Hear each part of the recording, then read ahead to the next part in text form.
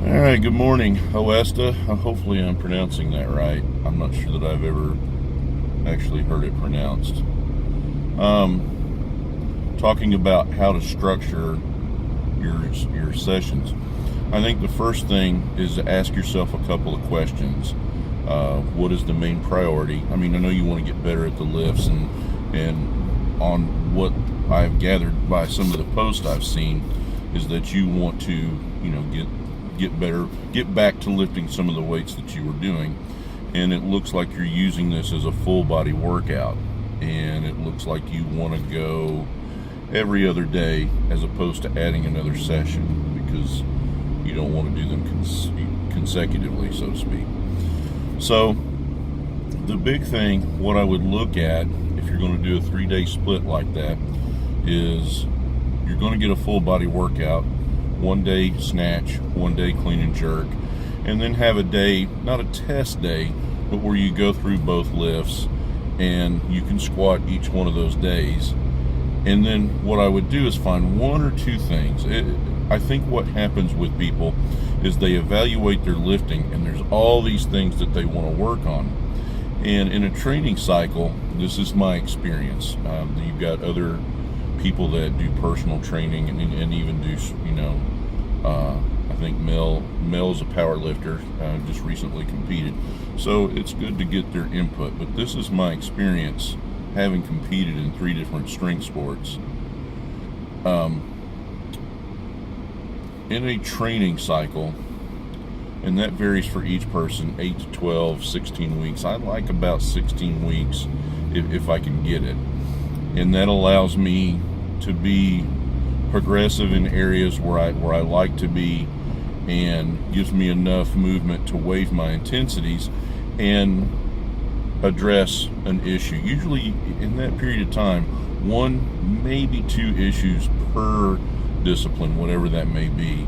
And with Olympic lifting, it's like with the snatch, many times with both of the movements, what I find most, even with experienced lifters, and this is like for me after a layoff, is we have a tendency to short the pull even at a moderate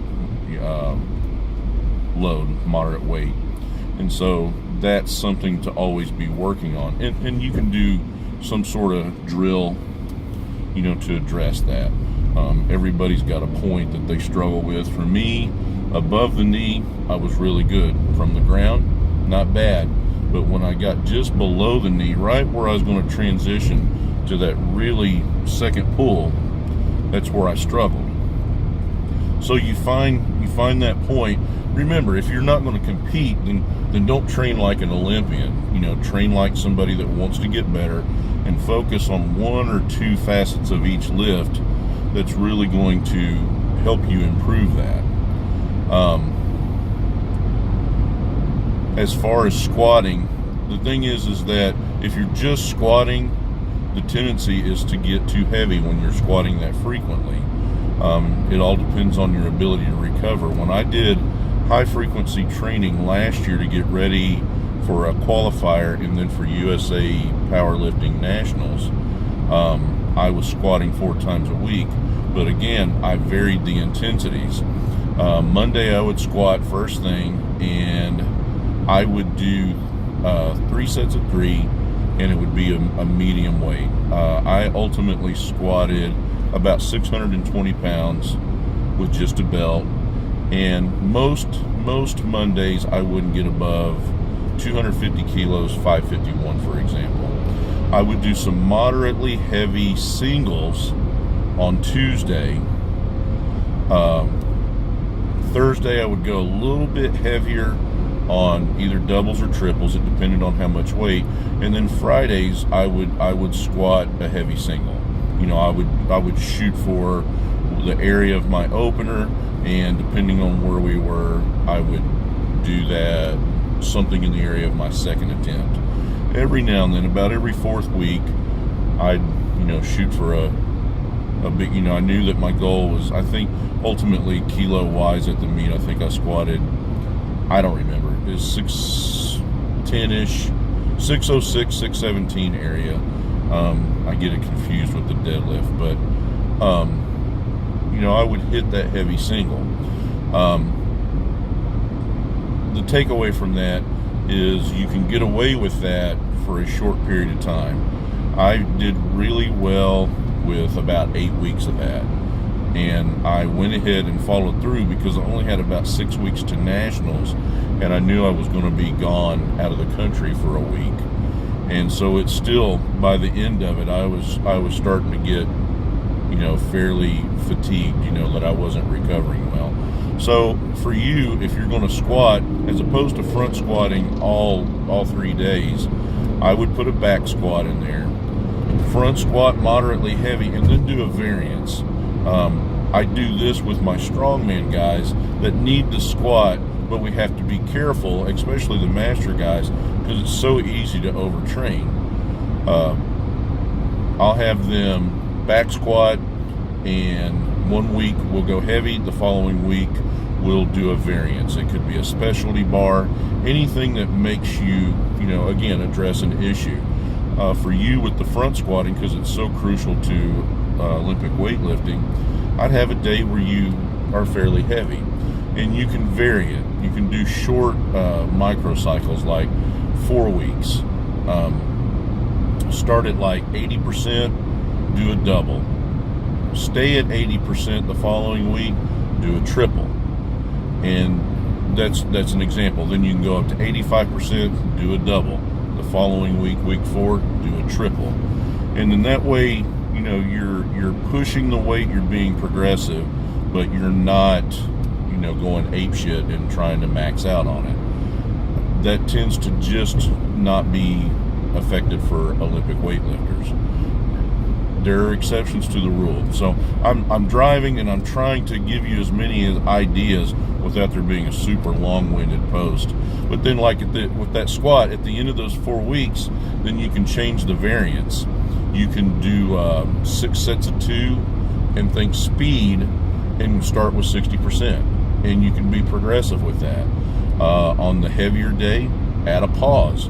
Because what I find, especially as the weights get heavier, and this is even more so in the snatch, we tend to be a lot more comfortable with the clean and sticking that landing. You're just in a position of power, where when the arms are over your head, balance, and recuperation become the premium. And so, learn how to get comfortable deep in the pocket and develop that holding strength. So when you stick that landing with the snatch, if you're front squatting 100 kilos and your snatch is 60 kilos, there's never a time you're going to be worried about whether you can come out of the hole. So that pause, it gets you comfortable, and you find your spot, you create a spot to hold and stick that landing. Hopefully that makes some sense to you. I like for snatch to, usually addressing an issue is where people receive the weight and sticking the landing, like we were talking about with the squat. So I really like snatch balances. And again, there's so many variances that you can do. Now, I've got Louis Simmons gave me his book on Olympic lifting, and one of the things that I like about the concept is that he has them track PRs on everything. And my first position pull, second pull, third pull, from the blocks, below the knee, above the knee, now that's a lot of variances, and I don't think you have to do that. But if you put in, let's say, whatever the issue is, and I'm just throwing a lot of things at you, you find 4 movements that address a specific issue. You can do those 4 in a 4-week period, and then you come back on the 5th week, you repeat the cycle. And so it gives you that variety, and you can stay fresh with it, but it gives you numbers to change. If you clean from the blocks just below the knee and you clean 100 kilos for a single, well, if you're squatting and you're doing all your work and everything like that, it stands to reason in another 4 weeks when you come back to it, even if it's 1 kilo, that's considered a PR. And in Olympic weightlifting, that's really how, the PRs are built. I think the mistake that we make in a lot of training is that we focus only on the lifts and not breaking it down and figuring out, where we need to address any issues. So the only thing I would caution you about squatting each time is that you add some sort of variance, and that variance address an issue in your lift. By nature of squatting, you're going to get better, but with that variance, you don't tend to, especially training too heavy, that central nervous system does okay. And now I don't know what you're doing on the alternating days from your weight training. Are you powerlifting, or are you bodybuilding, or I saw that you were rowing, and you look like you're trying to be serious about that. So understand that those things are going to impact recovery. And are you doing, the things that you need to recover? Now, I'm not saying you have to eat, like an athlete or anything, but that's the time to address those things. And if you're going to supplement, I'm not suggesting that you must, but if you are, make sure that you're looking at those things, and for the money that you're going to spend, that you're going to get the most bang for your buck. But now I'm happy to commit this to paper, where you can kind of get a structure. We can put it in outline form or something like that. But I like having a big cycle, and let's call that a big wheel or a cog or whatever the case may be. And then each lift is a smaller cycle, and in all that, there's smaller things moving that allow you to address issues, allow you to get stronger, allow you to work on your form. And that's why I like training between 70 and 90%. Now, this is a template. You do what you need to within the time constraints, that you have. But for the Olympic guys that I work with, I like to take 70% and we do 10 singles. And you can go fairly quickly. I've got guys that'll do a single, do the full lift, put it down, step back, they gather themselves, and they go back and they do another one, sometimes even 3. So, and it stands to reason in a 10-minute period, 15-minute period, some of those guys at 70%, they're done with their 10 lifts. And then we do a movement or two. For example, one of the guys, I have him do a snatch balance, and we'll do 2 sets of 3. And that's going to depend. Do you have jerk blocks? Do you have boxes where you can do the snatch balance and then drop it on the box? If you don't, then you need to vary that intensity where it doesn't destroy your shoulders. I mean, it's tough. We'll do 2 sets of 3, and then we'll go to something else. Sometimes I have them do overhead squats, or we will do a behind the neck jerk with a snatch grip, so you're learning that groove of where you need to put that bar, when you're heaving it up in the air. And then we finish with a squat. Most days. Now, this particular one, he's training 6 days a week, but his training time is very short, 45 minutes, an hour, so he's turning and burning until we get a little heavier. But I addressed that where he has a medium day on his 3rd day where he does both lifts, and then he does some squatting. And then on his 6th day is where we pump up the numbers a little bit, and he does a snatch grip pull just to work on that pulling. But we keep the weight static, nothing heavy. It's more about the goal of what he wants to snatch. A 100-kilo snatch is a big snatch for a guy that's probably 90 to 95 kilos in the master area, but it's not that big of a deadlift. So it doesn't have that dramatic impact on the central nervous system or the ability to recover. And because of he's 35 now, the training intervals being short, the fluidity of his lifts remain good. I mean, he's actually getting faster. So again, those are all things food for thought. I'm not telling you to follow my programming or my template. What I would make, being long-winded at all, is just giving you some options. Is prioritize the training and save some of those heavy singles for when you can kind of test it. work on ironing out any issues that you have.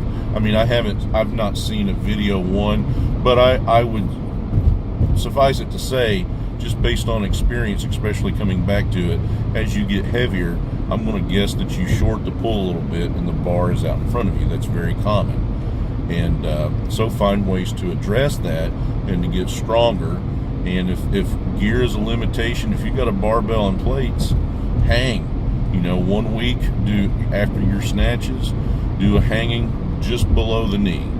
Then do one above the knee.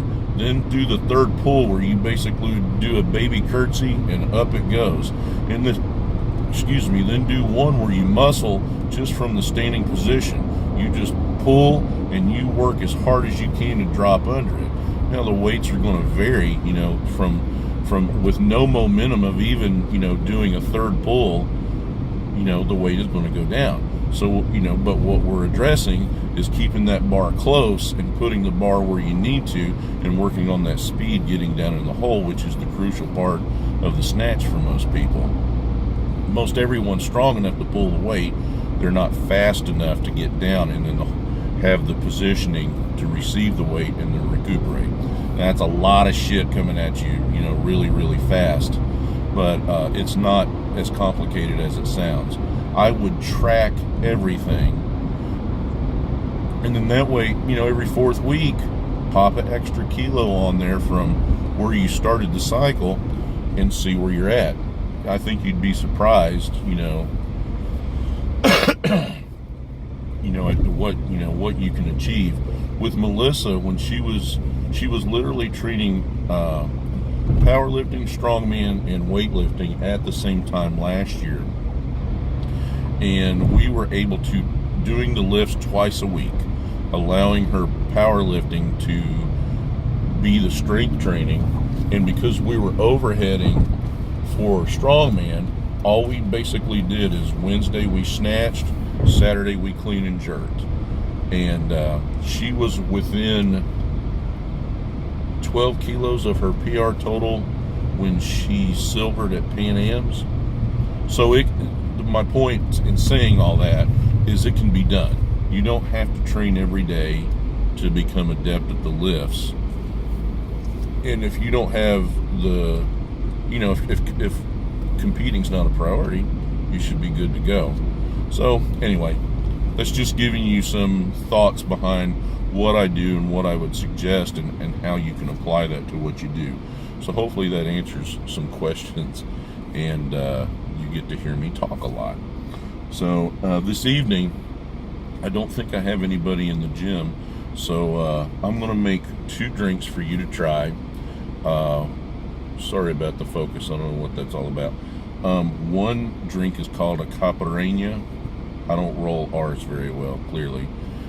It's made with cachaça, and cachaça drinks like a tequila. And this, if you like margaritas, this will drink like a margarita. The thing I like about it is I'm not a big fan of the margarita mixes. Sometimes it's too it's there's an artificial taste to it, and sometimes that doesn't bother me, sometimes it does, and with margaritas it tends to. So it's basically a little bit of sugar, and you can use simple syrup, but sugar's easy. I have sugar cubes because I'll make an old-fashioned every now and then if somebody wants it. But it's basically limes, a little bit of sugar, a little bit of club soda, and the cachaça. And it drinks literally like tequila and like a margarita, but it's in the rum family. I believe it's from South America. The other one, I don't have a name for it, but it's a rum drink, and it's great for this time of year. It's mint, and I will put a drop of agave syrup and mint and really muddle it really hard. And I put a little extra mint than typical because I really want that mint flavor to come through. But I think a lot of times what happens is people don't muddle it enough. I'll put a quarter lime in it, muddle that, and then put a splash of club soda in it. And then what I do from there is I'll do 1 ounce of mango liqueur. So we're going for a tropical drink. 3 ounces of pineapple rum. And then I will, for volume, I just enough for volume and mix, is I'll add about another 1/2 ounce of club soda. And I mix that and pour it over crushed ice. And man, I'm going to tell you something. 2 of those, that'll set you free. And if you need a little more bang, you know, there's some people that want a little more alcohol content, but you add more mango, it sets off the flavor, and more rum, you know, then the rum becomes overpowering. What I have learned is you can get pineapple vodka, and the vodka is a pretty transparent, neutral taste to those sweet alcohols. You know, so like, I mean, if you want it to punch you in the balls, adding that ounce of pineapple vodka will do it. So I'll make those this evening and see what you think, and then I'll run a quick bourbon. I've got 3 cabinets, about 200 bottles of different things, and I'll go through some stuff that's fairly high end, you know, that you can actually buy, not like the $500 stuff. I've got some stuff that's in the $200 to $300 range. But then there's some bottles out there between, believe it or not, $10 and $50 that are great, that you will absolutely love, and that people think are always much more expensive. They are. So there you have it. That's the country bumpkin, the old fat guy being long-winded. So enjoy.